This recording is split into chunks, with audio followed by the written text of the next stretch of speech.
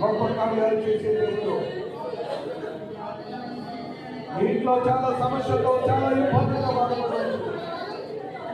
ఎన్నో బాధలు, ఎన్నో ఇబ్బందులు, అనేకమైన పరిస్థితుల మధ్య వచ్చావేమో. ఎవరో పట్టించుకునే వాళ్ళు లేరు, నన్ను ఎవరో చూసేవాళ్ళు లేరు, కనీసం నాతో మాట్లాడే వాళ్ళు కూడా లేరు. నా సొమ్ముతినే నన్ను తింటున్నారని, నా సొమ్ముతినే నన్ను అవమానపరుస్తున్నారని, ఈ రోజున నన్ను చూడడానికి కూడా ఇష్టపడతలేదని బాధపడుతున్నారేమో.